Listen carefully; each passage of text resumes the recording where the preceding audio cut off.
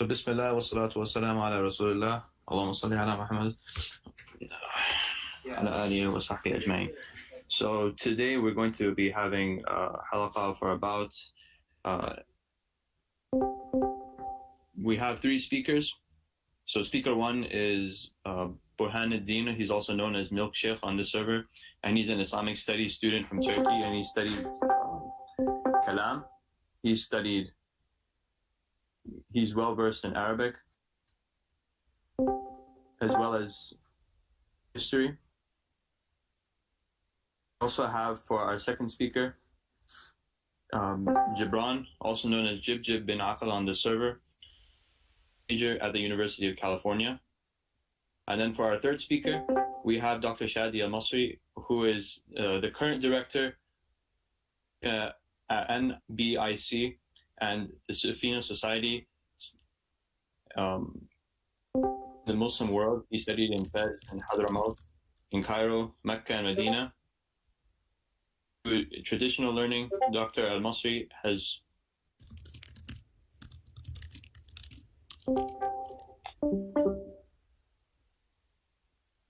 in addition to his traditional learning, Dr. Elmasry has received a master's from the George Washington University and a PhD from the University of London, SOAS, the School of Oriental and African Studies.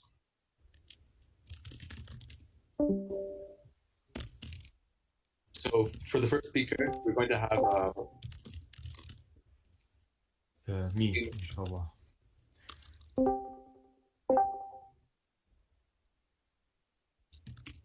Assalamu alaikum. My name is Furqan. I'm from Turkey, Islamic Studies student. Currently in my 4th year at Marmara University, Faculty of Theology, and also study at Madrasa, Ottoman curriculum style with some additions. Inshallah, should I just begin with the topic, or do we have anything else?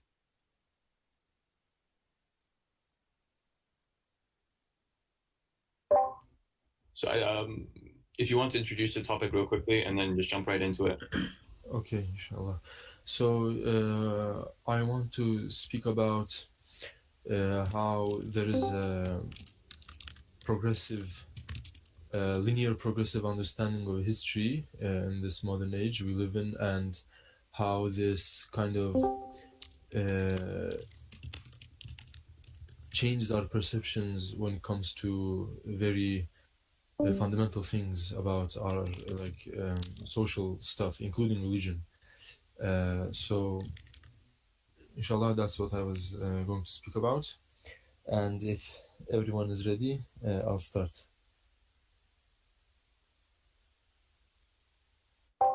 Yeah, go ahead. Okay. أعوذ بالله من الشيطان الرجيم بسم الله الرحمن الرحيم الحمد لله رب العالمين والصلاة والسلام على رسولنا وحبيبنا وطبيب قلوبنا وشفيع ذنوبنا محمد وعلى آله وصحبه وإخوانه من الأنبياء والمرسلين أجمعين أما بعد. Inshallah, as I just mentioned just now, I'll try to talk about how our understanding of history should be. So there are many ways we can see history as. For example, in the Western understanding, in a positivist way of understanding, it's envisioned that humanity is on a voyage towards perfection. History is a history of progression. So humanity starts from some primitive, underdeveloped, both technologically and quite hard to accept for us, also in an ethical and social wisdom kind of, there's also wisdom and ethics kind of progression. So what this means that this century's technology is more advanced than the last centuries, but also means that this century's dominant paradigm in terms of, for example, statecraft. For what do we have now? We have democracy. What do we have now? This century's understanding of education. What do we have? We have the academia.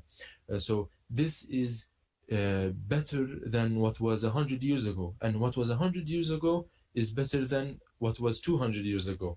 So it's always progression.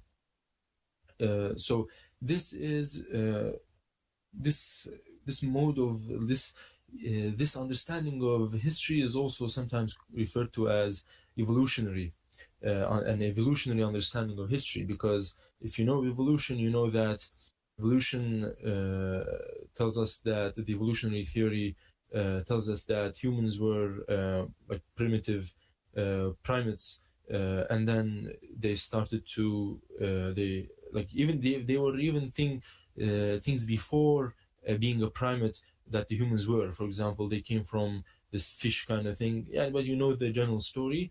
And then humans started to advance, and they started to be able to form sentences, and then they were able to think about more complex things, more complex tools. They first lived by gathering things and hunting, so they didn't produce anything. And then at a later stage of evolution, they start to be able to produce things, and farming began. And then at an even later stage, now humans invented new tools, and perhaps like the industrial revolution happened, and now there's a revolution in terms of communication technologies, the computer, the cell phone, and it's always revolutions, and it's always progressive. We're always becoming more and more perfect. And so this is a linear understanding of history. It makes sense from a materialistic perspective, because it's true that this year's technology is more advanced than the last year's. For example, this year's top phones take better pictures than last year's top phones. This year's top cars travel faster than last year's top cars. But the thing with this understanding of history is that it's not only about technology, it's also about wisdom and like, for example, ethics, religion, and it's applied to everything. For example, we know that the Prophet ﷺ, he had some practices in his age. So what this evolutionary understanding will tell you is that the Prophet's practices are primitive when considered with today's practices. For example, today the West might tell you that you need to have a girlfriend, and everyone needs to have girlfriends, and this is the normal thing. Everyone needs to be listening to these pop music stuff. Everyone needs to be studying, be working 5-6 days a week, and then one day is partying. And this might be like this century's understanding of how life is supposed to be. But can we really say that this is more developed, more progressive than what the Prophet ﷺ Sunnah was? So this is where crucial collision happens between this evolutionary understanding of history and with our, if it's like suitable to say, with our faith. So, for example, another example I'll give is Comte. Comte says that religions, the metaphysical thinking capabilities of people also evolve. So he says that in the first stage, humans, they were like the metaphysical stage, where they were trying to explain away natural events by appealing to some metaphysical causes, and then they evolved, and they developed faith systems called fetishism, animism, these kind of things. And then another stage of evolution, polytheism, and then the last stage of the metaphysical stage, and the last sub-stage of the metaphysical stage is monotheism. And then after this monotheism starts a stage of the second stage, where people they stop referring to these organized religions, but they also cannot stop thinking about the metaphysical. And then at the third stage, these are evolutionary stages. So the better human is the one that reaches the third stage, where he stops referring to any kind of metaphysical reality and explains everything using positivist, these physical things, material things, material explanation. So when you receive education in any modern institution, where it might be in the West or it might be in the East. Of course, this West and East, they are also like products of this modern age, but these are terms used by everyone, so I'm not hesitating to use them. So you might be studying in a American university, you might be studying in a Japanese university, you might be studying in an Egyptian or even a Turkish university, but the reality is that most of these universities, they teach on the basis of this linear progressive understanding of history. For example, you might have been told, you might feel that democracy is like the best thing ever, and everyone is like, if you come up and say democracy might not be the best, might not be the best political like method, might not be the best method, people will just look at you and, oh, are you dumb? They'll just ask you this question. But why can they think like this, and why can't they accept that there might be different opinions on how the state should be structured, how authority should be legitimized? So this is because, according to the linear progressive understanding, the modern is the most evolved state of humans. So democracy is the last stage of evolution we have at the moment. So if you say, for example, you want some kind of non-democracy, for example, you want aristocracy, or you want, I don't know, like anything, and just you want some kind of monarchy, this is deemed to be wanting to regress. These are regressive ideas. For example, another thing, people in this age, it's more culturally accepted for the age of marriage to be 18. So everyone marries at the age of 18, and I haven't, in these modern states, I haven't seen anyone that marries. For example, my mother married before the age of 18, but even she married at 16. And my grandmother married at the age of, for example, 16, 15. But at the moment, it's very rare that you'll see someone marry. It's illegal. Yeah, it's illegal. And even if it wasn't illegal, no one would marry before the age of 18 in a country such as the USA, or in a Western European country, or even in Turkey. In Turkey at the moment, not many people would marry before the age of 18. So this is the final stage, quote unquote stage, humanity has reached. So this is the best way to approach marriage. So when these people that have a linear progressive understanding of society, of history, view the Prophet ﷺ's marriage affairs, what happens? They see, oh, the Prophet ﷺ, like I'm quoting, was a primitive person. So the Muslims, because they respect this Prophet, respect him, they are also primitive people, but they can't they can't think outside this linear progressive understanding of history. So, but for us, the Prophet ﷺ, he is the best example. So we can't come up and say that our ideas at the moment are the modern ideas are better than what the Prophet ﷺ preached. So for us, the linear progressive understanding of history should, like from the get-go, be problematic. So if this is the case, how should Muslims' perception of history be? There have been many different perceptions of history by Muslims, both classical and modern.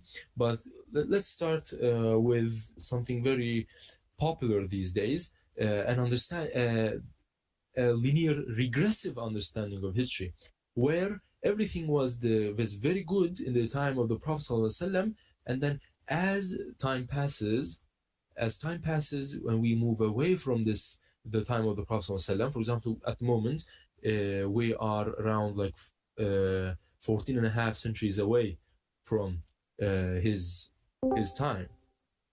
So people see that, okay, if you are this far away from the Prophet ﷺ, then we must be in the worst possible state. And people 200 years ago were in a better state, and people 300 years ago were in a better state. So the more you get closer to the time of the Prophet ﷺ, it's better. So if you were to like draw a line on the X and Y axis, so it starts from the top and then it slopes down. But is this a correct understanding? So there is a hadith of the Prophet ﷺ, خير القرون قروني ثم الذين يلونهم ثم الذين يلونهم. Yani, the best of the generations is my generation, and then the ones that follow them, and then the ones that follow them. But did the Prophet ﷺ really, are we really supposed to understand that history is linear regressive from this hadith? So many people understanding. So, for example, they say that in the time of the Prophet ﷺ, things were very nice, perfect, and then the Umayyads, okay, it was a bit worse, and then the Abbasids, it was a bit worse, and then the Seljuks, and then the Umayyads, the Ayyubids. So, like, I think the history is progressing. It becomes worse and worse. More bid'ahs, more innovation, more if you imagine it like a river, and the Prophet ﷺ is the source of this river, and we need this water to survive. As time passes and passes, the river becomes more polluted. So this is an understanding of linear regressive history. But is this really acceptable?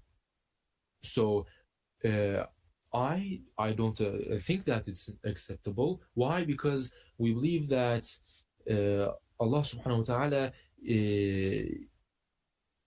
he first of all, he sends renewers of faith, the mujaddid, every century. So this implies that people get on track every century, so they do not, the water does not become polluted in a way. And second of all, this would imply there is this, we believe that our faith and the faith of the companions, etc., it's same in the sense of us being believers. We are believers and they are believers too. It's not like, how can I say it? Our shahada, the kalimat shahada, is less than their kalimat shahada. Of course, maybe their taqwa, etc., might have been better, and the Prophet ﷺ might have been alluding to this. But this doesn't mean that we are less Muslim. We are Muslims too. They are Muslims too. This does not mean that we are less Muslim. And also, the thing is, we have a conception of ijma' in our tradition, and we have a conception of jama'ah. So the conception of ijma' is that the ummah does not unite on misguidance at any time, and the conception of jama'ah is that the sawadul a'zam, yani the big majority will always be on a moderate, correct path. So if you were to accept this regressive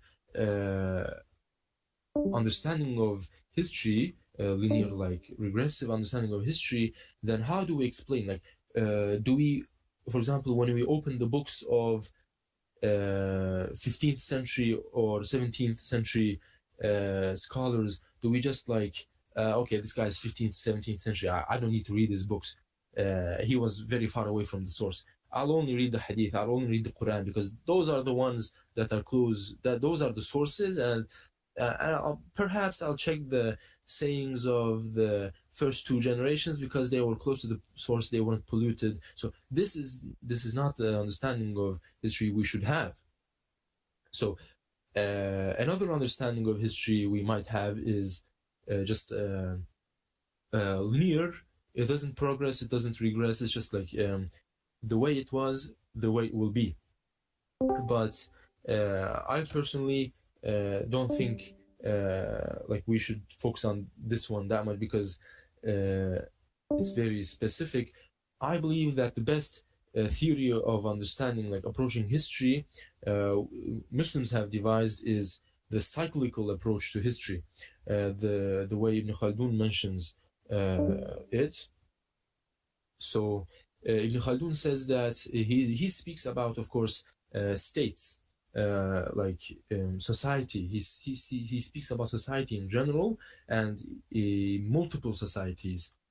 So he says that societies are like people. They have their youth and they have their old ages and they have their death. So it starts good and then it can become bad, and then when it becomes bad, something good will be born from the ashes again, and then it will also have its like lifespan, and then that will also perish, and then another thing will rise. I think this also embodies the understanding of tajdeed, the renewal of every century, and it also, I think, is in line with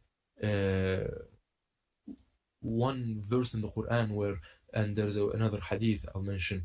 So when the believers were like they were distraught by when they saw the disbelievers' armies, very strong armies, Allah subhanahu wa ta'ala revealed a verse, استعيذ بالله إن يمسسكم قرح فقد مس القوم قرح مثله وتلك الأيام نداولها بين الناس وليعلم الله الذين آمنوا ويتخذ منكم شهداء والله لا يحب الظالمين. So the important section part here, وتلك الأيام نداولها بين الناس. So these days, so what he means is days here is that there are days of joy and there are days of sorrow. So these days we allocated between people. So one day you have the days of joy and one day he has the joy, and this also is for societies in general. So sometimes we will have our day of glory and we will have our day of joy, and some other time they will have their day of glory and they will have their day of joy. So it's all cyclical. It doesn't stay like that. And another example is there's a hadith about the Prophet ﷺ having a camel, which they used to race with this camel, and it used to win the races all the time. But one day it lost the race. Upon this, the Prophet ﷺ, when asked about this, said, yani, everything has its time span. So this camel will win, but it won't win for eternity. So there will be a time when it wins and there will be a time when it loses. For example, the Islamic world has gone through such phases many times in history. When the Crusaders came, there was the people were very distraught. They were like, oh, we have hit the bottom. But what happened? The Crusaders were defeated by Salahuddin Ayyubi, rahmatullahi alayh, and people found their hope and joy again. And then what also happened was the Mongolians attacked. The Mongolians also attacked, and people, they were so, can you imagine, like they were so depressed. Their all knowledge, it's mentioned that the river in Baghdad ran black with the ink of the books being thrown in it and all these libraries being burned. And it was a trauma, but we also recovered from that. And then we had the Ottomans, and the Ottomans had their day of glory, and then they also regressed, and they also had lived through their old age, and they also lived through their they also passed away, died. And now we are in another moment of trauma, and we are experiencing another low. But I believe that we should not the modern understanding I mentioned in the beginning about this linear progressive understanding of history would want you to believe that we are experiencing a low trauma because Islam is outdated, because Islam has failed to catch up with the evolution. But no, we should not view this low in our history as such. We should view it as a part of a cycle. And we should not be, because if you were to accept the other view that Islam is outdated, it would be impossible to remain as believers. And this is what we see with many people. There are people that leave Islam because they think it's outdated. And this is a wrong belief, but that's why they leave Islam. And there are some people who are trying to reform Islam because they believe it's outdated. They're trying to catch up with the evolution. They're trying to modernize Islam. They're trying to, how can I say, ride the evolution. They're trying to stay. For example, I'll give an example from my country. Mustafa Kemal Atatürk, he was the person that undertook the task of bringing the Turkish society to the level of the evolved and developed Western societies. And he believed that Islam was outdated, and he combated Islam on this ground of this evolutionary understanding. And we had similar experiences in other countries, and also in the scholarly tradition. Because of this understanding, we had these modernists who advocated for such ideas. For example, today I was in a lecture talking about Islamic how can I say it? Islamic political theory, and how today we see monarchy as some kind of despotism, but in the past it wasn't seen as a despotism. It was seen as the only viable method of rule. But today, since democracy is established, now people see it as despotism. And now the modernist people, for example, Afghani and Abdu and some names from Turkey, when you read their books, and they say that the Khilafah was based on democratic principles. The Khilafah, the Khulafa al-Rashidin, it was based on democratic principles, but then the Umayyads happened, the Abbasids happened, and then Islamic political system turned into a despotism. But however, this is not true. This is anachronism. That's not how you're supposed to view history. We should if you look at, for example, even at Aristotle, and if you look at Farabi, if you look at Ibn Sina, they associate the democratic society with degenerate societies. We should not assume that there is a linear progression, and because we believe that we believe that the democracy is the most advanced. We have to, and like the thing is, we believe that democracy is the most advanced system, and we believe that the best of the people was the Prophet. So the logical conclusion some people arrive to is that, okay, the Prophet then must have propagated democracy. This is a weak understanding of history. This is caused by this linear progressive understanding of history, but we cannot apply this to a religious setting. And this is what I wanted to speak about. I don't want to like talk too much because there are other people, and there's the brother Jibran is going to speak, and the Sheikh is going to speak, and I believe that you'll benefit way more from the Sheikh speaking than from me speaking. So inshallah, thank you for listening, and try to remember the points I made when you're approaching issues of religion, so you don't jump to wrong conclusions, and you don't fool yourself, you don't misguide yourself. Thank you for listening. Thank you so much for that, Brother Burhaneddin. So I just wanted to let people know that in the chat, for general voice chat, we are entertaining questions that will be asked at the end. Also, I wanted to mention that after Brother Jibran will give his talk, Dr. Shadee Elmasry give his talk after that. And Brother Jibran, he's going to talk for about between 20 to 25 minutes, about approximately.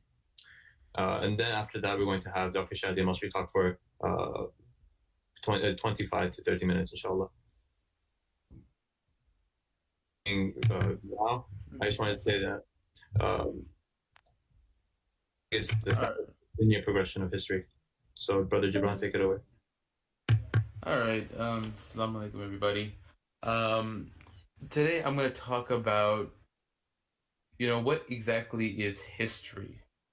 Now, for the sake of this discussion, I'll define history as trying to discern what happened in the past.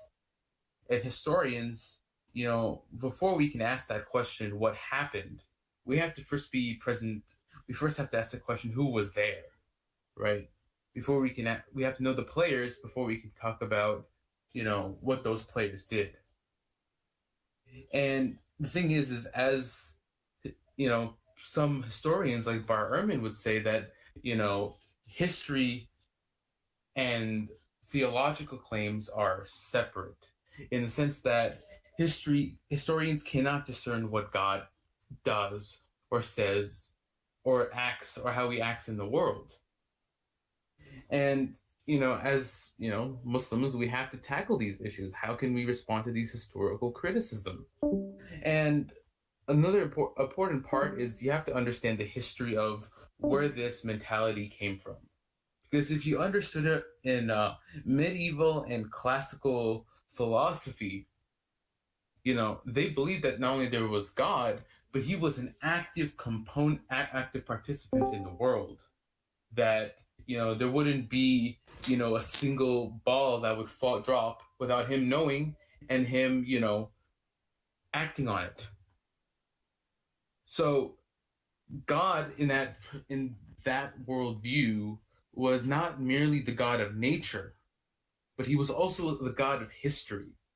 He acts in the world. He judges what happens and what does not happen. Whatever happens is his will, and whatever doesn't happen is his will. Now, what happened later was during the Enlightenment era, they started to shift away from that theology to a theology where God, he creates the universe and he sustains the laws of nature, but he doesn't act in the world. We're kind of on our own. And the thing is that this idea would hold until the time of, Charles Darwin, where, suddenly we have these explanations for, the diversity of life, and later on, the cause of the universe and things like that. And suddenly it looked like God was not a needed component. And so as a theist, we have to understand, and as Muslims, historians if they are theists, they have to understand the metaphysics, and they also have to understand what role God plays. Because if there is a God, then how does he act in the world? And how do we know this? And this starts with our foundations. And our foundations are in the Quran and Sunnah. Right? And these are unchanging because science itself is very relativistic. One day it's evolution, next century there's going to be a different paradigm that's going to replace that one. And then, these people who are trying to justify the story of Adam and Islam with evolution will be trying to justify the story of Adam with another theory that we haven't discovered yet. And so what will end up happening as a result of that is you'll have a very relativistic understanding of the world, as the postmodernists like to play it, right? Because to them everything is, there is no common narrative. Everything is relativistic. Because the reason why their truth is so relativistic is because their foundations are relativistic. If you have relativist foundations, your metaphysics, your epistemology, it will be relativistic. If you have truth, you have to understand if the truth is certain, it cannot change. So if your foundations are unchanging, then so will your truth be. And so there is the link based on our foundation, our first principles that should not change. That there needs to be a certain set of beliefs that we cannot abandon. And so we have to understand, if we want to understand, not only, what is happening in the world, right? Because everything ultimately is by the will of God, right? Or Allah subhanahu wa ta'ala. So when people come and, it's very common nowadays where people say, how do we reconcile evolution and the origin of Adam, right? The problem here is that there's a secularization of knowledge that's happening in academia, where just as how in Western academics, God, he first became an active component, then he's just a sustainer, and now he's not even in academia. We shouldn't allow the same perspective happen in Muslim thought. We shouldn't view that, God, or Allah subhanahu wa ta'ala, he created Adam through some evolutionary sense.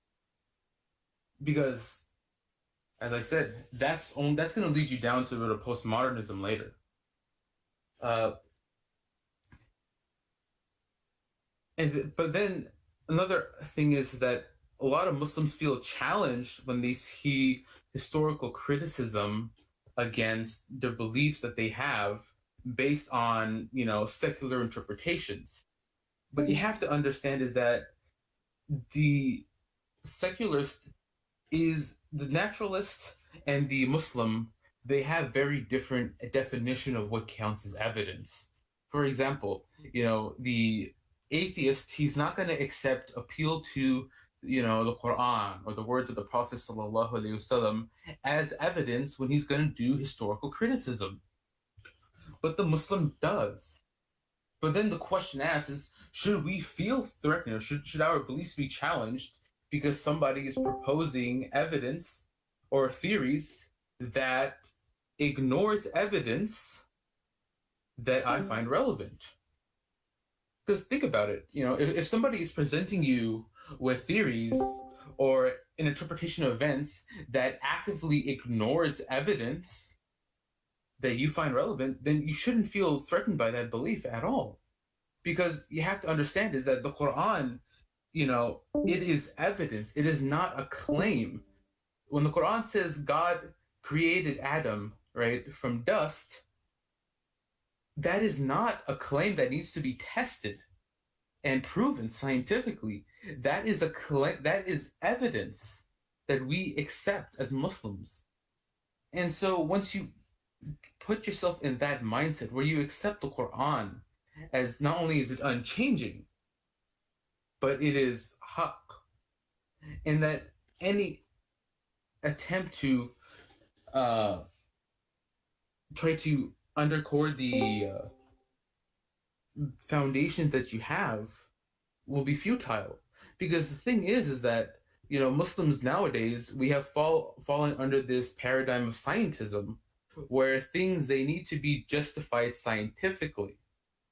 If the Quran, and you see it in a lot of the scientific proofs that are coming out nowadays, these scientific miracles, where things, they need to be interpreted under the paradigm of science. If the Quran can be justified by modern science, then it has to be truth. This kind of outlook will affect, will hurt us as well. Because what if, one day, cosmology favors the Big Bang. 100 years later, they have a different theory that stays away from the Big Bang. How are Muslims going to deal with that then? I think it'll probably lead to mass apostasy, if you want my honest opinion. Because if you take truth to be so relativistic, you're only going to have relativistic truth. I mean, that's pretty much it. I didn't really have much to say. Jazakallah khairan, Brother Jibran. Oh, we're going to have Dr. Shadee Elmasry speak on this topic. So, Dr. Shadee Elmasry, if you could kindly unmute your microphone, inshallah. Everyone here now? Yes, we can hear you. Bismillah ar-Rahman ar-Rahim, alhamdulillah, wassalatu wassalamu ala rasulillah wa ala alihi wa sahbihi wa man wala. First of all, I wanted to thank the Ustad Burhaneddin and Ustad Jibran. They said some really important things. I mean, this idea that we view the world from a position or a framework of linear progress, we have to unpack that and break that framework from a lot of people who are sort of viewing the world like that without realizing that they view the world like that. Modernism, this idea that as we move forward, we get better at things, can only apply. It only applies to a couple people. To a couple things. It doesn't apply universally. It only applies to certain objective things that we could see in front of us. Certain understandings where knowledge builds on itself. We can get that. And it's also localized as well. So that religions or groups that are based upon shirk break away from that shirk, that paganism and superstitions, and they become purely rational and objective, then they're better off. So there are some evidences for the idea of linear progress, and as a result, people take those few evidences. I mean, our transport, there's no doubt it has linear progress, but to take that and expand it, that view of history, and expand it now to, well, our understanding of our purpose in life, our mental health, right? It must be progressing.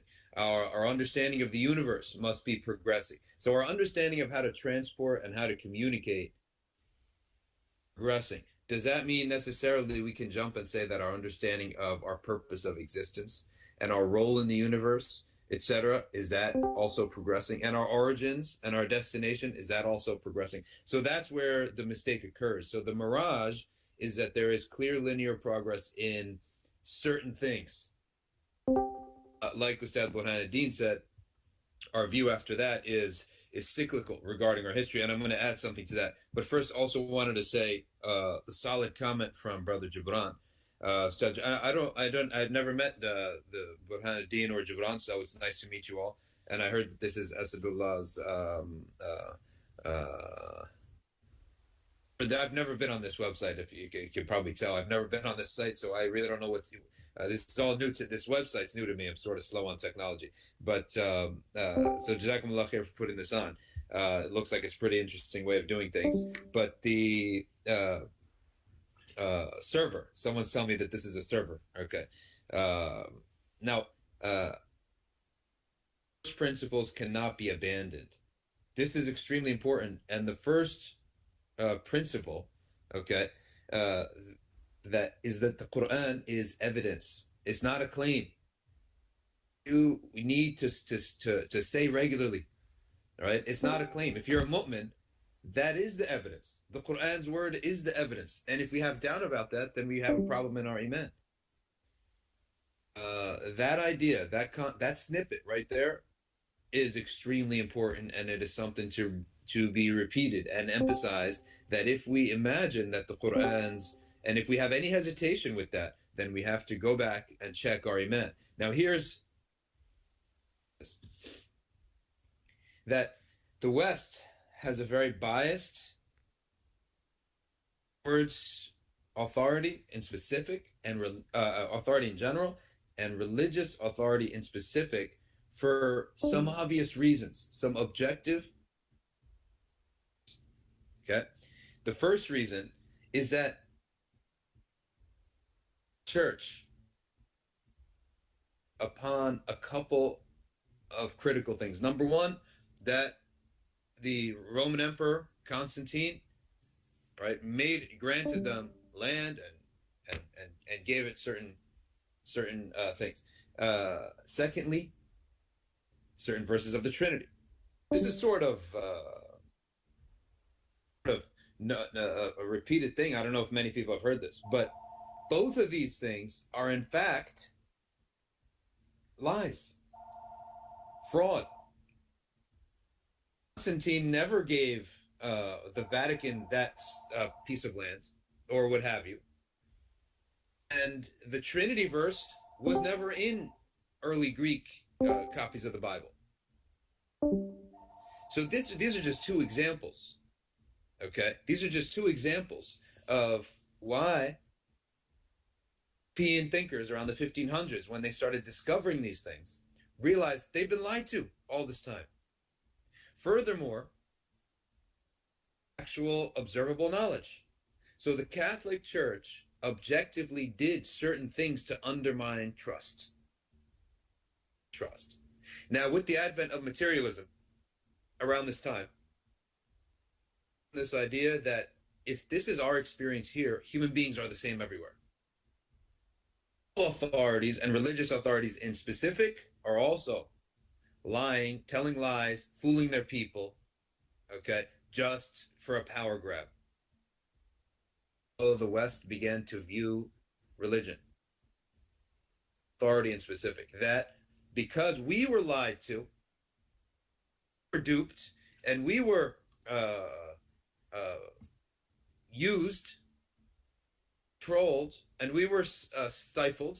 So therefore, every religious authority must be doing that to its people. So that model that they took is it's actually how you're raised. If you're raised and your dad is so nasty and strict and so mean, but your mom is so nice and kind, you're then going to go to every house, right? The first 3 houses you're going to go to, you're going to imagine a nasty, mean guy, and the mom must be really nice, right? And it's going to take you a while. To come to realize that, wait a second, actually, that case was only specific to me. So it's geography specific, right? So that view of authority is specific to this one phenomenon, or this one example that I've lived. So that's one thing, that when we view history, that progress is breaking these authority figures. Progress is moving away. Authorities, you have to understand why the Western history has this over the past 500 years. All right, they've been dealing with this trauma. If you want an example, can you imagine what would happen to the Ummah of Islam? This is impossible. But if you came to discover that, wait a second, the idea that the Prophet preached one God was a lie the whole time. The Kaaba is in Mecca was a lie the whole time. Your intelligentsia would have a crisis. You would have an identity crisis. You would have a trust problem. You would not trust anything. What happens when people lose any ability to trust transmitted knowledge? They cut transmitted knowledge out, and all they focus on is observable knowledge, right? So now just material evidence becomes all we can go on. Like something material right in front of my face, not transmitted because I can't trust anyone, right? So this is where the idea of Western progress and its view of history is specific to them, right? That suspicion and hatred of authority should be viewed as specific to the Western Christians, specifically the Catholic lands. Okay, now for us, our view of history is both cyclical and linear, but the linear is not necessarily always progress. Okay, the beauty of it is part of our history is that our history is a sense of the end. We are taught through transmission, through ahadith, through Quran, that our history, that there's a beginning of our history and there's an end of the history of the ummah. And the history of the ummah is always exact opposite of the history of shirk. So what is the history of shirk in terms of rise and fall? History of shirk and any fallacious idea is that it's very slow to rise, and as soon as it reaches its peak, it spends a little bit of time at the peak, and then it comes to a crashing blow that breaks its back forever. A line going up, very slowly sloping upwards, and then collapsing. The pattern that are not true. This is how they rise up, gain popularity, gain acceptance, and then a sudden crash. Communism is one of the best examples of this. I mean, it grew slowly, then it gained power, then they had, or, Marx's ideas, then they had a state, then that state took off. It struggled a little bit in the beginning, then it took off, it was supreme in the world, and then all of a sudden collapse. Now, certain Marx's ideas are still around, but the state itself, the idea of living that idea of communism is done, broken. The history of the Ummah is the opposite. It is an immediate rise. Prophet ﷺ in his own generation, in his own lifetime, saw the victory. Expanded it even further. So immediate rise, straight to the top. A slow, if you can imagine, it's cyclical, but at the same time, it's going in cycles, but at the same time, the general trend. Very slowly, very slowly. So it's not going straight down in a line. It's going, I wish I could draw this. It's going in loops. So it's going down, then it loops up. It's sort of like, or waves, you could say. But the general, it's going down in a wave, but the general direction is downward. So every tajdeed, every renewal of the ummah is less than the previous renewal as a renewal. Okay, but it's still less. It's still progressing downward. Of our ummah is that we have knowledge of how bad things will get, knowledge and a promise of hope that things will rise once again. Rise to the point of rivaling the time of the Sahaba in material glory and the strength of Iman as well. Since Imam al-Mahdi and Sayyidina Isa bin Maryam are the Imams at that time. So, and then that's the end of the Ummah. With that generation, the Ummah itself, as Allah, Prophet ﷺ said, Allah will send a wind, and this wind will take the arwah of the mu'mineen, who will be left on the earth just shirarul khalq, the worst of the creation, and the qiyamah will occur upon them. Iman will be lifted, understanding of the Quran will be lifted, right? And then the worst of the creation and then the qiyamah comes upon them. So upon that last generation of those followers of Sayyidina Isa, when this slow death comes upon that group and that population, when the last one of them dies, you could say that that's actually the end of the ummah. We have an end. The end to history is there. We're told. Brother Burhaneddin, he's put up exactly what we're saying. Immediate rise. I mean, that was quick. Immediate rise, and then this like wavy. All right. Mufti Dank is telling us that this is a sine graph.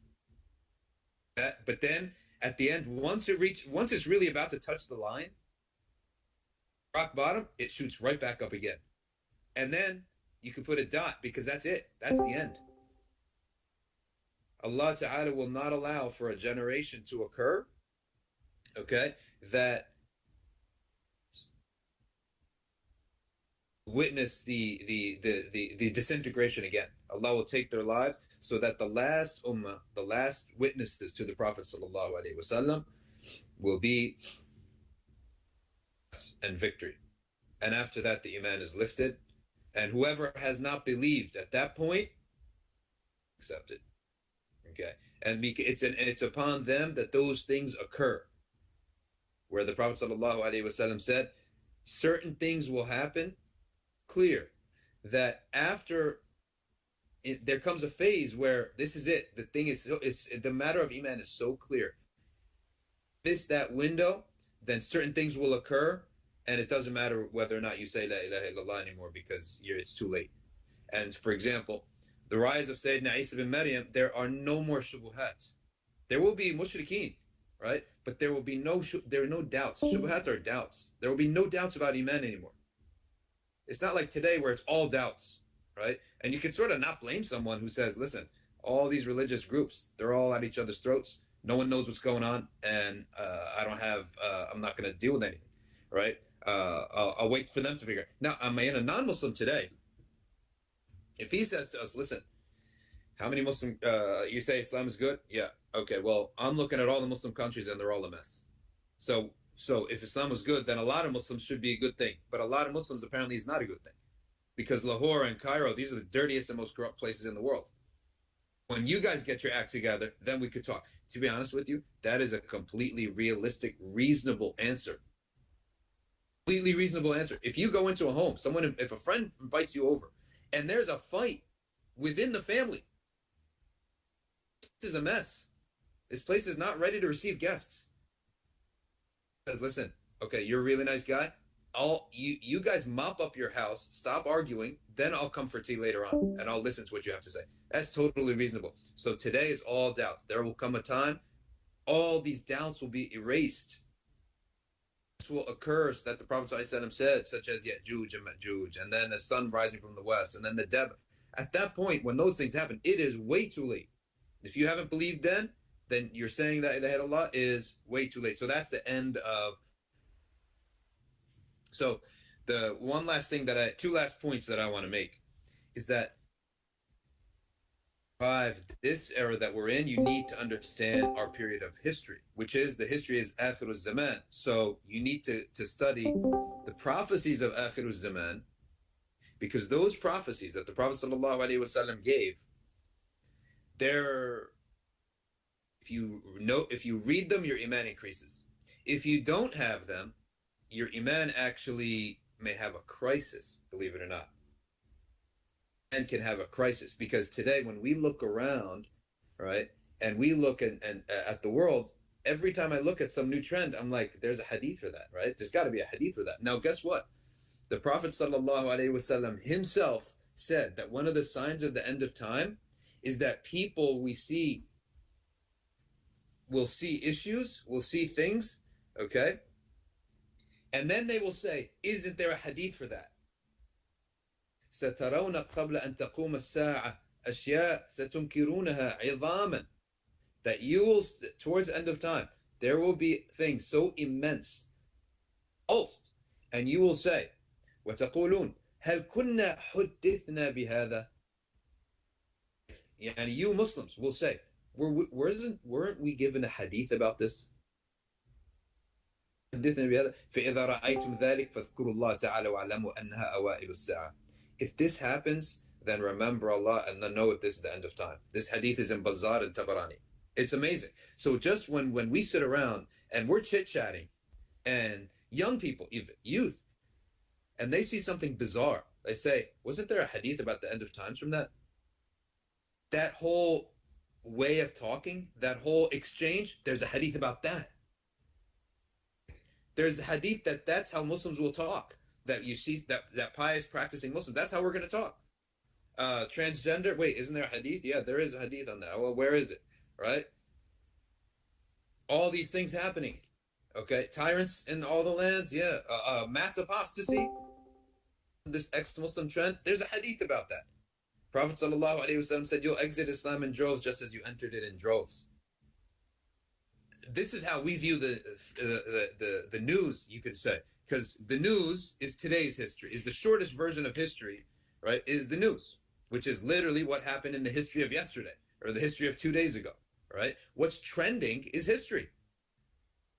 On Twitter and hit what's trending, right, and you see what people are talking about, okay? trending is the recent history. View of history today, you need to know and study the signs of Akhirul Zaman, and your iman will increase, and that's how our understanding of history, which is the immediate history. Okay, so by the way, I'm not looking at the screen so that I don't get distracted. I'm going to look at all the questions later with the permission of the host. All right, because I'm not looking at, because I'll just get distracted. So my other 2 points. The second point is that the world in this way, there's one thing all of us need, and this is the barrier. Have this barrier, you have completed and closed all the doors. And we ask Allah Ta'ala for that. So what is that? There are 5 doors from losing our iman. The beautiful thing is this. Here's the beautiful thing. There are many things that you can't control the entrance of it, but you can control the exit of it. Iman is one of them. إِنَّكَ لَا تَهْدِي مَنْ أَحْبَبْتَ. Even to the Prophet ﷺ, you don't guide whom you love. Right? The seed of iman is only from Allah subhanahu wa ta'ala. However, the growth of the iman and the protection of iman into your hands. Okay? It's given into your hands. So just like a child, wife gets pregnant, right? Right? You can raise the kid. The certain parameters, right? So likewise, we can control the growth and protect our iman. Of course, everything is with the permission of Allah, but it's not the same as the entrance of iman. So nobody should think, oh, apostasy is like in the air. It's going to come around. The ex-Muslims are here. How do we know who's next? And you're looking around. And moms and dads these days, they're looking around and wondering, well, maybe my kid's going to lose his iman. It's like, it's not random. What I want to tell them, it's not random. Allah has given 5 points. You close all 5 of these doors, you'll be safe. You close 4, you'll be safe, but not as safe. You close 3, you're starting to decrease it until there's the last one. And these 5 doors are, the first one, fearing blame of people. Don't fear the blame of people. Don't fear, okay, the idea of being retrograde, like Ustad Burhaneddin said, being viewed as out, etc. Okay, being viewed as retrograde, don't fear that. Being viewed as unscientific, being mocked by atheists, you cannot fear any of this. Okay, and you take it from me, who's been dumped all this junk, been dumped on me, and groups telling me you're toxic, we can't invite you. I'm happy, right? It makes me happy. Okay, that all these things happening, and I don't ever go to these conferences anyway, but so it doesn't matter if they tell me that or not, but that makes me happy. Okay, because you have to face that. If you can love this concept, and today I've put on my Facebook this hadith, the Prophet ﷺ, when Sayyidina Uthman ibn Mad'un broke one of the cardinal rules, and he interrupted a poet, a famous poet. He was viewed as, that's it, like he's out now, and they actually beat him up and they expelled him, and no one did business with him ever again. No one in Mecca did business with Uthman ibn Mad'un. They had no problem with him being Muslim because he's good for business, right? So once he interrupted Labid, no one could do business with him again. Well, when that happened, the Prophet ﷺ's love for him increased so much. Okay, so we should embrace that. And the more we become fearless, the grain, we have to love it. You have to love going against the grain. And I'm not promising anything's going to happen socially, but you at least your iman will be safe, and you need to spread this to others. So the first one is, don't fear the blame of the blamers.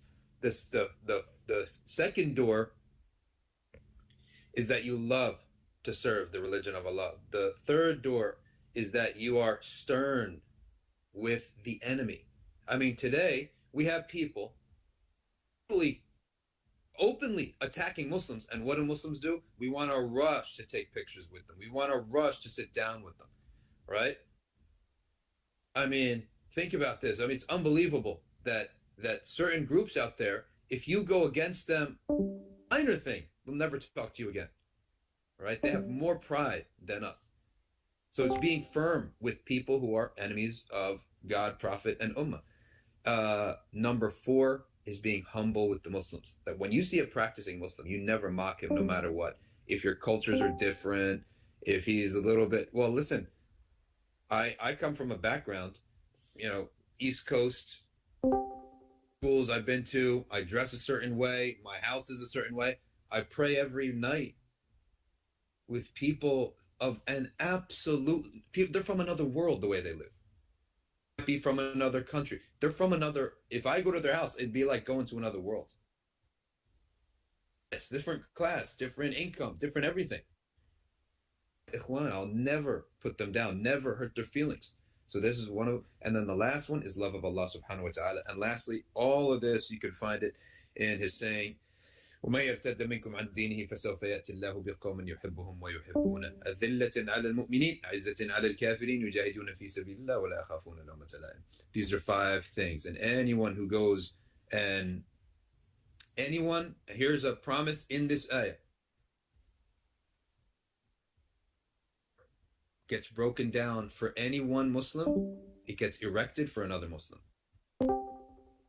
Until even to the point that if someone leaves Islam, person who leaves Islam, this ayah is promising that Allah will bring someone new in their place. And that's the understanding of the scholars.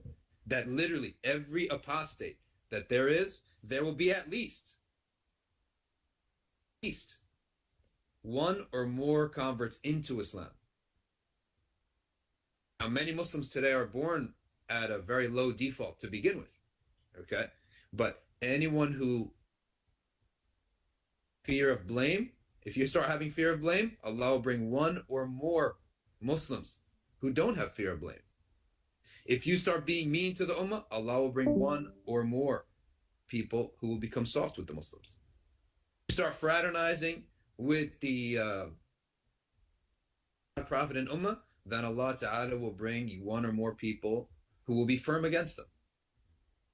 Ummah, will never decrease in numbers, and the pious and the Salihin will never decrease in numbers because of this apostasy and this irreligiosity and liberalization of Muslims and secularization of Muslims. So you might not like it, but you don't have to worry about it. Will not decrease. And all the ahadith that say, oh, religion will become a strange thing. We know this hadith, right? Religion will become an odd thing. You'll feel like a foreigner, right, practicing the deen. Or they say that anything that points that it seems that the numbers are decreasing, those hadiths are interpreted as your perception because you are surrounded. And that's the truth, because where are the Muslims today? We're not packed in a small area of the earth. We're spread all over the place. So you can have more pious people today than 1,000 years ago in numbers. However, they all feel like they're surrounded, and that's true. Up, and we're so far and wide spread apart that you might go to school, okay, and say, wow, I mean, I can't take this anymore. It's surrounded by temptation, surrounded by fitna. Everything about our deen is politically incorrect, okay? The numbers of people like you are greater than they are in the past, of pious people are greater in the past, but they feel like they're surrounded, which they are. Okay, so all these are my points that I wanted to bring up. And now, Fahad, you're in charge here, right? I mean, I guess you're the imam, you're the amir of the chat. So what do you want me to do? You want me to scroll up and take all the questions, or what? Since this is going to be recorded, I think I'm just going to read the questions, and then I would have a mixture of Brother Jibran and Burhaneddin unmute their microphones as well. And I guess all 3 of you would discuss the question unless the question is specifically one of the 3 of you. So I guess it's directed to all 3 of you, is that how do we as Muslims interact with the academic Islamic history if it goes contrary to the tradition? I'm just going to try again. So this question is, how do we as Muslims interact with the academic study of Islamic history to the tradition? So I'll give like a bit of context. For example, like in my university at OSU, we have Professor Sean Anthony, who's an atheist, and he is a professor of Islamic history. Free to study under them, given that I'm a Muslim. Oh, you shouldn't study under them or listen to anything they have to say. Assalamu alaikum. Wa alaikum assalam. And I mean, to add to that, I would also say that you shouldn't feel threatened by them either, because the thing is that they are operating under a very different worldview. They are ignoring evidence of why you believe the things that you do. Because the thing is if somebody believes a certain way, you try to refute them by attacking their justification, right? Not, the fact that they believe something, but why do they believe it, right? So there's the epistemology working here, right? That's why, these academics, they have their, sacred cows, which is naturalism. But the thing is naturalism is ignoring the reason why you believe things that you do. So you shouldn't be worried about abandoning your faith because of these, arguments that the academics are putting out, because they're not attacking the core issue of why we believe the way we believe. Else to add to that? Or should we move on to the next question? I don't have anything to add. I don't think I'm qualified to answer this question. Okay, so Al-Khawarizmi, he asks, what are some good books on the signs of Akhir al-Zaman? Like the signs of the day. So I guess we'll go to the next question. In Al-Durkastani, he asks, is there a metaphor in the Prophet ﷺ's explanations of Akhir al-Zaman? He meant If there is speech. He later clarified to say figurative speech. There is figurative speech in the Prophet ﷺ's explanations of Akhir al-Zaman. How do we differentiate the hadith that speak like this and those that are literal? Are coming in now? Yeah. Okay, so I don't know if I'm interrupting anyone here, but Fahad, can I answer the question that the brother gave about books on Akhir al-Zaman? Yeah, definitely.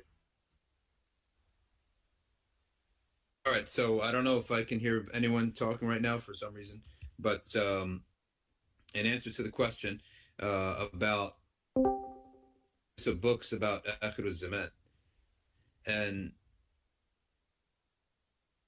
the two books I have, there's one here that's called the Book of the End, Great Trials and Tribulations. That's Dar es Salaam publication by Ibn Kathir. It's got about 750 pages.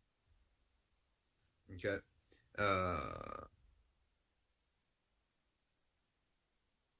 Got 750 pages, and it's that's the big one. Now, I don't mean to be promoting, but I just actually collected about 30 or so of these hadiths, these prophecies and hadiths, in a book that you can get on our website, on the Safina website, called The Science of Tawheed, and it talks about a lot of the doubts. It's basically just notes, right? It's notes that's compiled in a book. It's about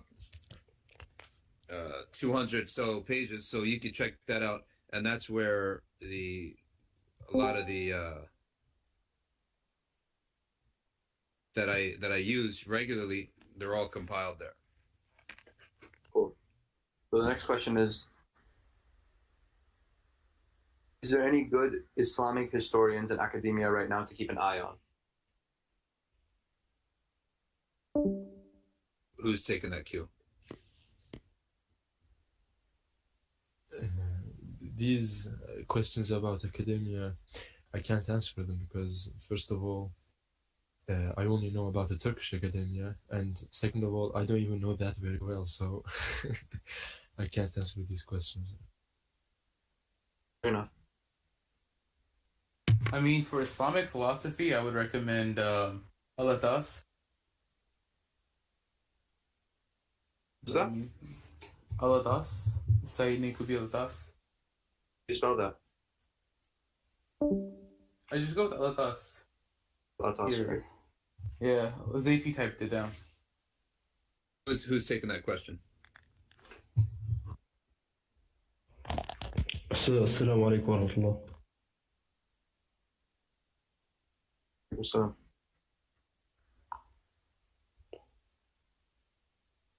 so another person, he asked, if I wanted to do a master's in history in a non-Western university, what are some good universities to look to that would allow me to operate under Islamic principles?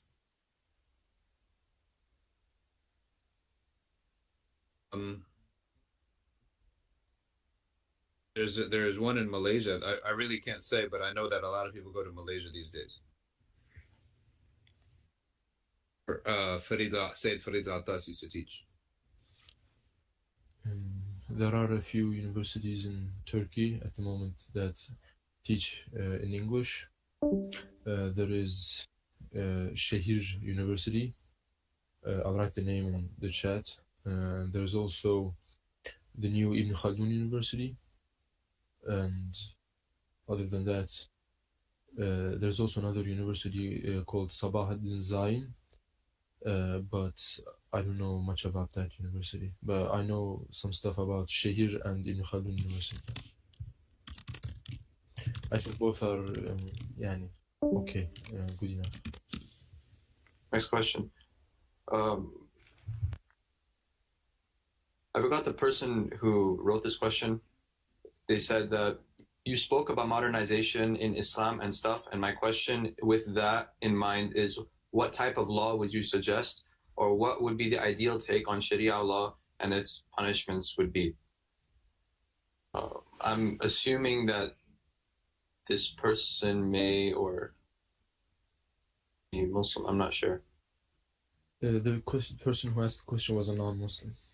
Oh, okay.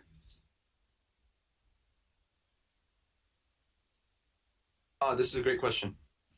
What is the best way to combat postmodernist history school, the postmodernist history school of thought in lectures, assuming that I argue in a good way, would be appropriate to combat this relativism?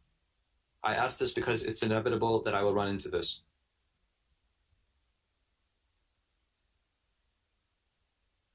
Is this question for? All three of you. It would be better if you just answered, Sheikh, because it's better for the most senior to answer these questions, most knowledgeable, to be the Imam. You're talking to me, Burhan? Yes. Oh, okay. Could you repeat the question, Fahad? What is the best way to combat postmodernist history school of thought in lectures, assuming that I argue in a good way? What kalam would be appropriate to combat this relativism? I ask this because it is inevitable that I will run into this. I mean, that's a good question. It's pretty broad, and I think the only time that it'll actually be relevant and important is if educated in epistemology is actually the topic, right? Because you cannot argue specifics when, as the brother, the speaker before me, was it Jibran, or you can't remember his name. Jibran. Yeah. Just as Jibran said, if we're operating from different roots, there's no point in arguing about the specifics, right? And this is specifically in issues of law, for example. So if you're having a debate about an issue of law, share similar roots, let alone the specifics. But the other point is that one of the best ways, the kalam approach, when you're in a situation that is so foreign to you, is to drag their assumptions, to drag their methodology all the way to its logical conclusion. This is the argument from absurdity, which is to show that, well, based upon this methodology of doing things, this should lead to X, right? If we follow this system of doing things, it should lead to XYZ absurd reality. I used to do this in law school. They said, well, listen, if consent is the only right and wrong when it comes to marriage, it's the only or sexual relations, then you should all accept that one day a boy will marry his mom and a man will marry his daughter once she turns 18 and consents, or they'll just have sexual relations, right? So you should have no problem with that according to your approach, which is purely consent based, right? And most people were disgusted, right? So I think that one of the approaches to that, if you can't debate the roots of the issues, which we're not going to go in there and to a secular university and debate that the Quran is true or false, but you can drag the conclusions to the absurd the absurd end, which is this is the argument from absurdity. And if Jibran or Bahauddin want to add to that, you're welcome to. Yeah, I mean, the thing is postmodernism is based upon its foundations are all relative. So, of course, its truth is ultimately going to be relative as well, right? They would argue, for example, experience is different from me and you, right? And to them, so is everything. But another part is the problem. One of the hard parts of critiquing postmodernism is that it's not a monolith, right? Because it's so relativistic that even the understanding of postmodernism is also very relativistic on your professor and whatnot. And so that's what makes it very hard to critique.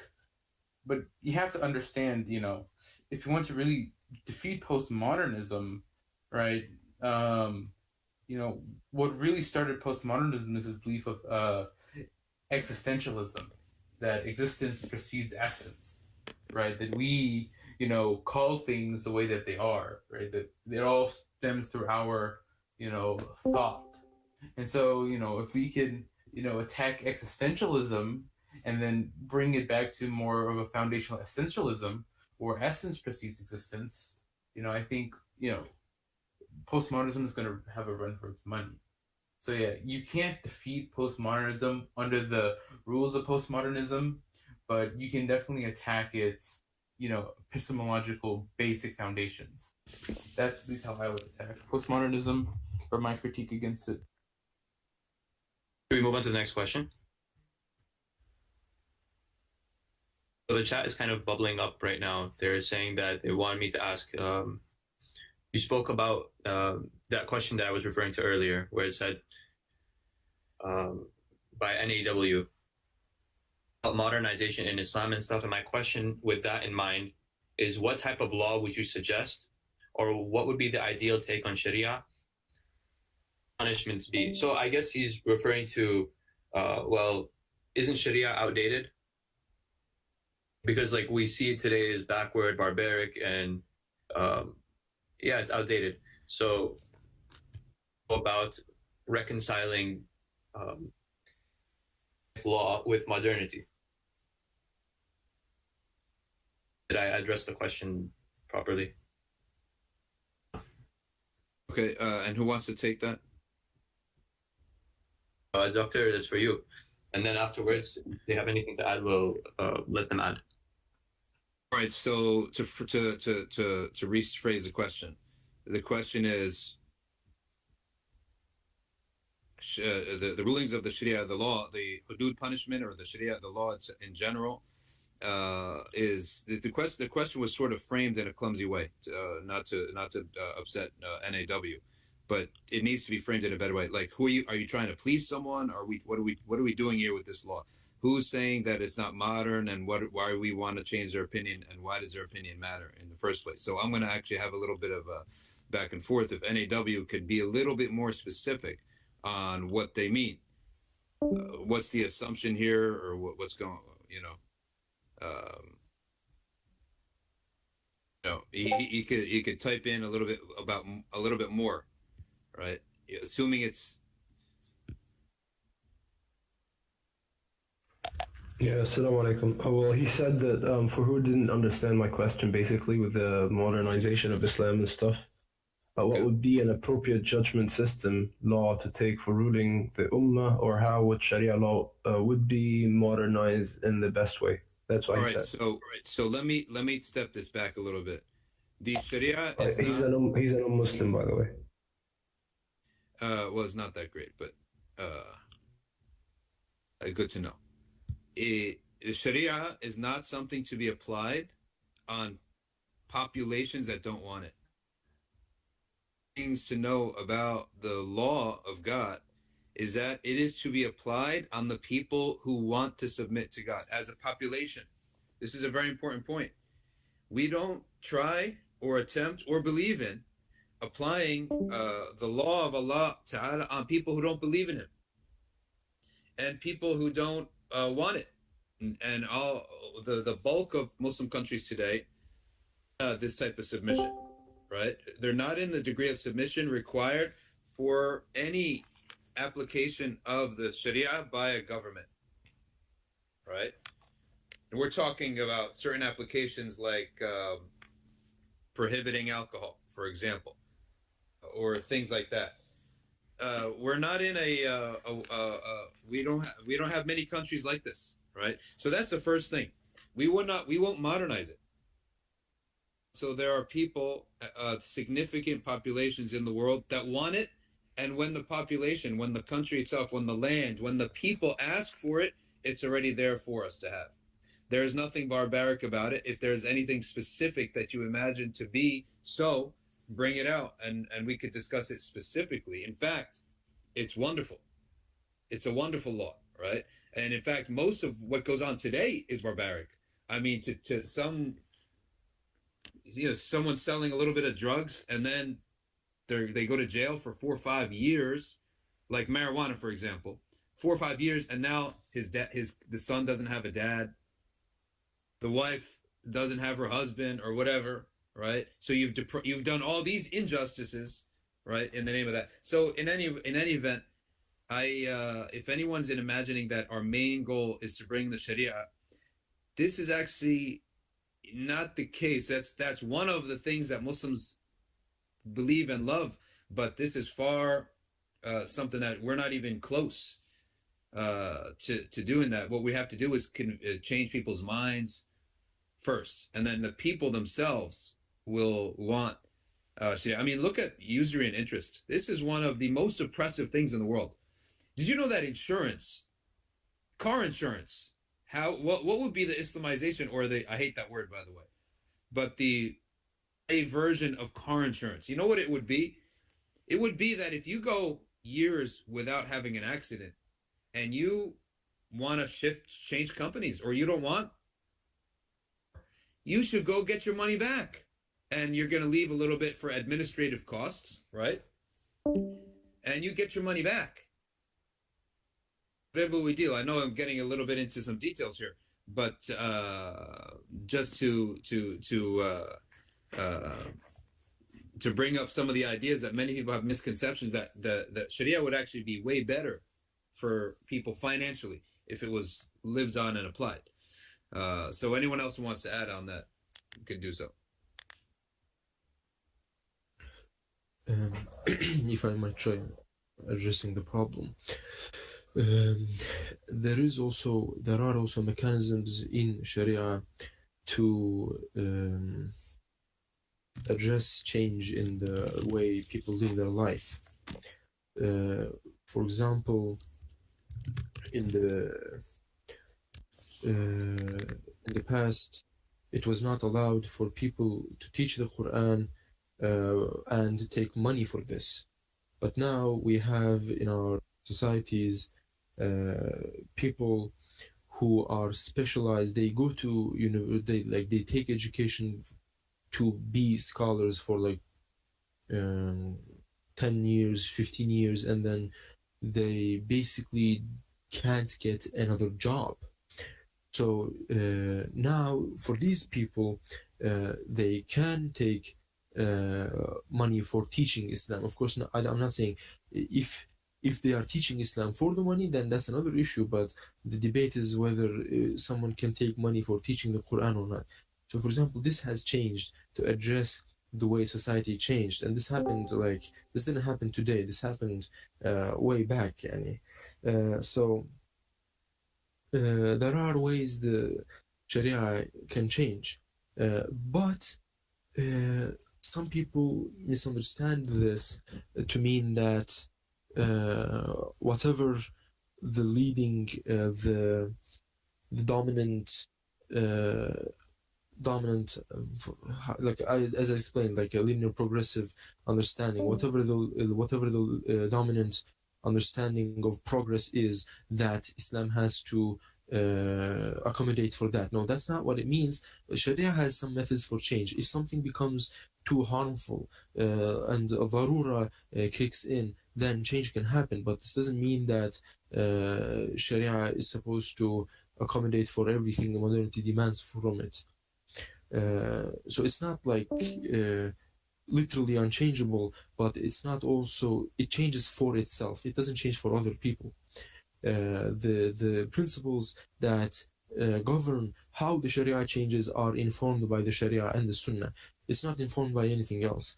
I think this should also perhaps be added so that people don't assume that Muslims are just like, they want to return back in time. No, that's not what we want, but we want to be able to live our religion in the best way possible in our current lives. I want to add to that something quickly, if you wouldn't mind. Actually, Sharia can't be implemented, like Burhan said, it can't be implemented unless the state is in its best form and shape.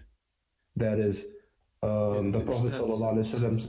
Okay, إرداء الحدود بالشبهات, So it's not even like there's something called when you warn somebody by by something very huge, like something that will make him fear. It also has something on the mind of the person, not just like we want to practice it and that's how it is. It's bigger than that. So don't think it's just one. That's all. Cool.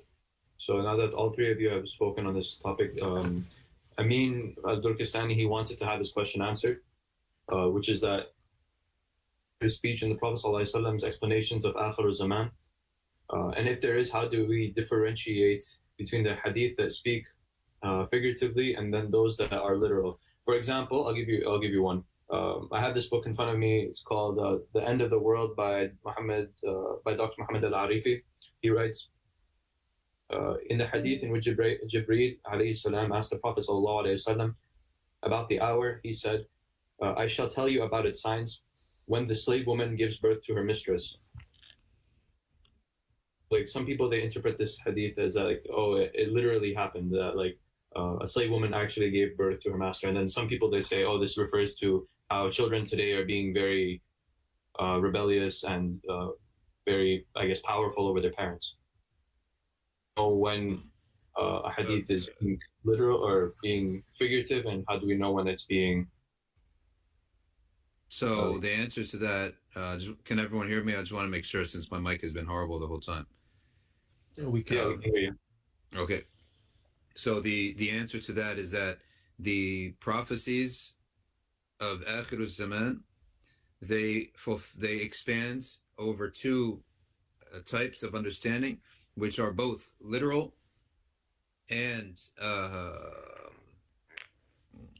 metaphorical. There are degrees to the literal. For example, the famous hadith of the Prophet ﷺ that you'll see the barefooted naked Bedouin towers. So that is the barefooted naked Bedouin. These people, that means they have no culture. They're barefoot. They're not educated. They're naked. There's nothing good ever come into they were never sort of civilized and had society. Which would point to those Bedouin that he knew and saw that existed in his time. Then there comes a time where they will become so rich they will compete in building high buildings and high towers. So this is literal. This is something we take literally. That when they built towers that were 50 stories tall, that was for them huge. We don't know that in the future they might have 500 stories the way people build. So the prophecies of end of time, and the default is that we do take them literally, unless there is a reason not to. By the way, with the prophecy that you mentioned, and most of the Ottoman caliphs sons of slave girls taken in battles. The women were ima. The sultan procreated with them, had children through them. Sons became princes and sultans, right? And then she became free. So that's actually literally occurred. Now, one example is that Dajjal will fly through the clouds on a donkey that has eyes all on its sides and is 40 cubits wide between its ears. So we would say that is maybe metaphoric to mean airplanes. Said people will be going to the masjid on rectangles with lights in them, right? Up to the doorstep of the mosque. So what is a rectangle with a light? Well, it sounds to us like it's a car. Okay, so the language may be in certain circumstances to something that didn't, a term that didn't exist. There were no words for cars and planes in the time of the Prophet sallallahu alaihi wasallam. So there's a reason for that. Otherwise, we do hold that the first method of interpretation is literal. So just to clarify, we go with the literal, and if the literal is not applicable, then we go with the figurative? Usually, if the literal is an expression of something that didn't exist in the time of the Prophet, peace be upon him, right? Okay. Then we could say that it applies to something that we see today. But for example, the idea of the sun coming from the west, we believe it's literal, right? That there is a beast, that there is Gog and Magog. All that we hold, the first tafsir is that this is all literal. Brother Burhan, Brother Jibran, do you guys want to add to it? There are reasons in Islam, like there is a whole study of when to do interpretations and when not to, and those general rules apply in the journals to these. So it has a framework. That's on as Ustad explained, it has a framework. So I guess the next question is, when did the transition from endowments to government-funded madrasas occur on the Islamic timeline? Are there any good books on this topic to explain this change and its effect? I think the transition from endowments happened when the nation states came about, and they needed to basically control these religious authorities. And that's basically, you could say, one of the beginnings of the ends of a lot of things occurred when the mashayikh started to get their paychecks from the government.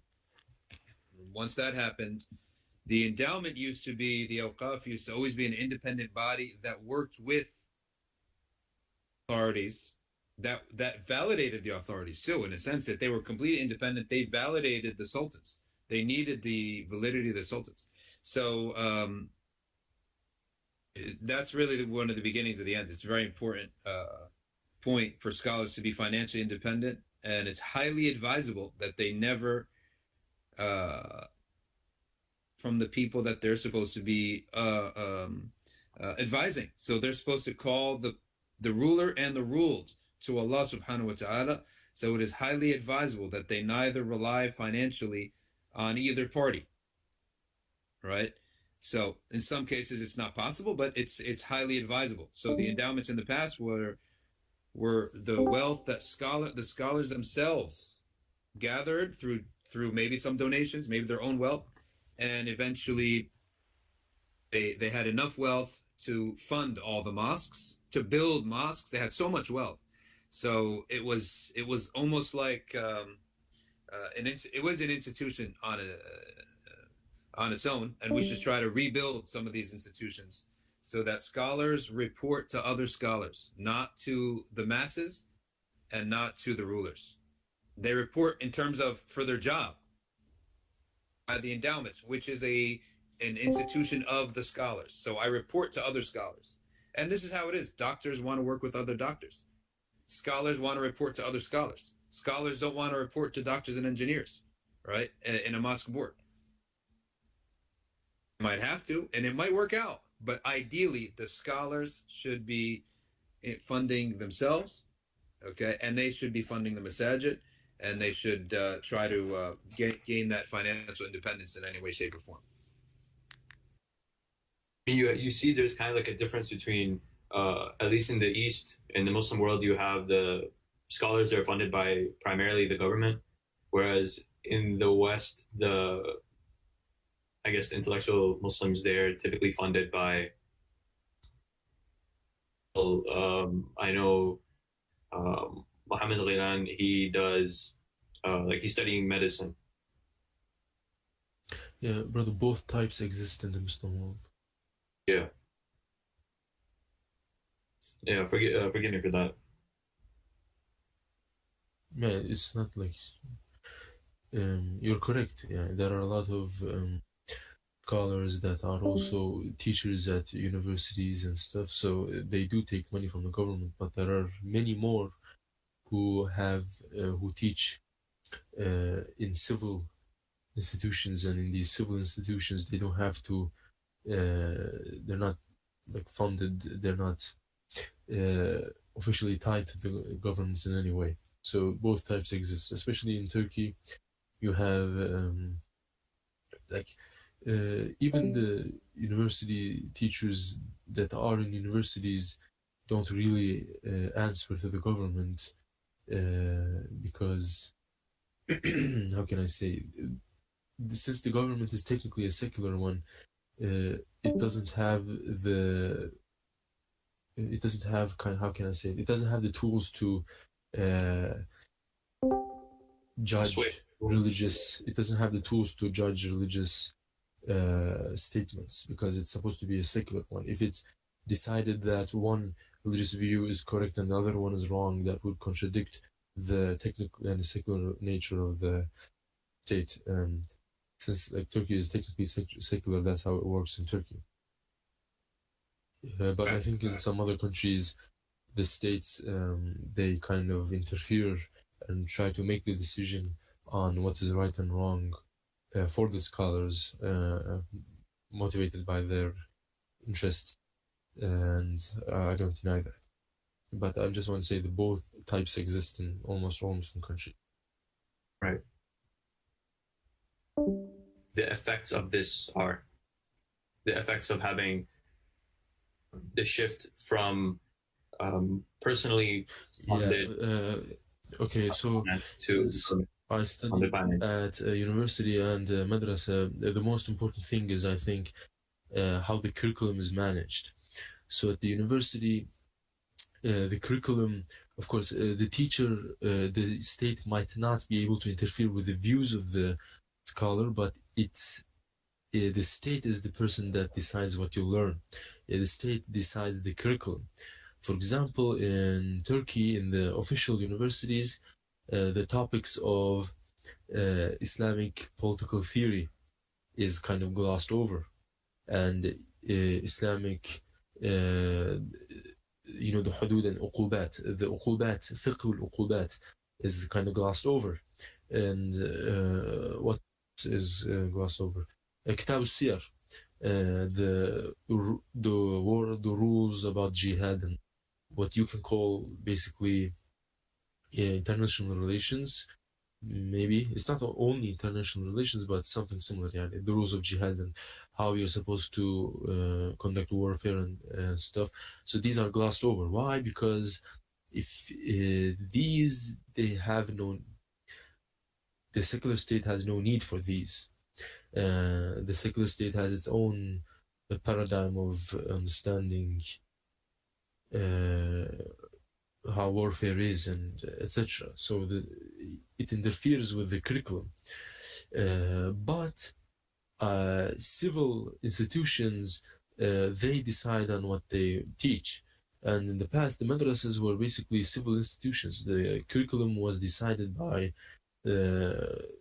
scholars, not by the state, civil scholars.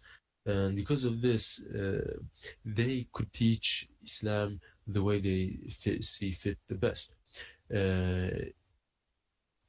someone asked if this is the case in Turkey. Isn't it worrisome? Yeah, it's worrisome in one aspect, but this is only the official position of the state.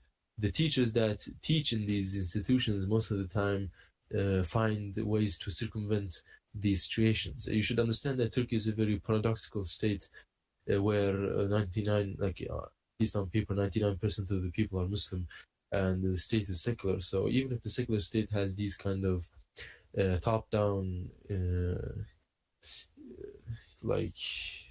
top-down rules and stuff, the people generally find ways to circumvent these. For example, still in Turkey, it's written that it's legal to wear anything other than hats, like Western-style hats, but nobody cares about that, and it's not in practice. And there's a lot of things of paradoxical nature. Yes. We can, if there are any more questions, we should. We wrap up. Yeah. Like we should ask the Sheikh. It has been a long time. We have been here for, I don't know, an hour or Yeah. 2, 3. Yeah, 2 hours. We have. 2 hours. Yeah. So I leave it to you. You're the moderator. Cool. So, Dr. Shadee Elmasry or Jibran, if you had anything to add to that, you can add real quick. Okay, Jibran, you would like to go? No, this isn't my purview, so can't really. Okay. Dr. Shadee, you wanted to say something? Yeah, I just wanted to firstly thank brothers Burhaneddin and Jibran. They added some really, and I wanted to answer 2 questions that NAW had brought up. One of them is about the inclusivity of the Sharia. He says that it sounds Islamic State is going to have really not be really inclusive. And secondly, that some of the hudud, they sound disgusting, like the stoning and whatnot. So I wanted to address a couple things here.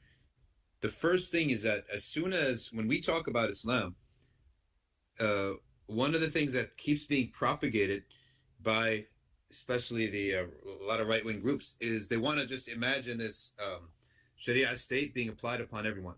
And the first thing is that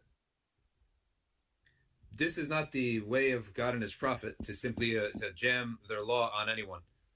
So from the perspective of anything that comes in Islam, you should never look at the law, results, and the outward without first asking the right question, which is, do I believe that God is true in the first place? Do I believe that the Prophet ﷺ was a true messenger in the first place? So that's the real question. And we're saying, okay, forget the state thing, it's not happening. If you're considering Islam and thinking about it, you don't think about the fruits. You don't think about the law first, but the roots. You think about, who is this God true? Is this book true? Is this prophet true? That's the right question. A woman once came to me and she said to me, I'm thinking of entering Islam, but I decided not to because there's no way I'm showing up to work without a scarf, right? So I said, or with a scarf on. I said, man, you're thinking about this in the total wrong way. The scarf and the hijab is the last thing that you have to worry about. The scarf and the hijab, let me tell you this, the prayer. Oh, how am I supposed to pray 5 times a day? That's the last thing you need to think about right now. The first thing you need to think about is who is God and who is the Prophet, and do I believe in that? Can you imagine that a man came to Rasulullah sallallahu alaihi wasallam, said, I will enter Islam if you allow me only 2 prayers a day because I can't do 5. The Prophet said, fine, enter Islam. So he entered Islam, and then he walked away. He's really happy, became Muslim, only had to pray 2 times a day. The Sahaba then, Messenger of Allah, how could you have you made a new law? He said, no. As soon as he prays once, he'll taste the sweetness of the prayer and he'll pray 5 times a day. And lo and behold, that man, he never left off a sunnah. A Bedouin came to the Prophet and said, oh, Messenger of Allah, I can only pray 5 times a day. The rest, I'm not going to do anymore. He said, don't. So for NAW, all the thoughts, if the question is academic, we can address that. But if the question is personal, then the real question to be asked is God a true God? Because if I actually believe in Allah Ta'ala, and I believe in the Prophet, then whatsoever happens on this world, that I'm going to die and going to infinity, right? To live eternally in the next life.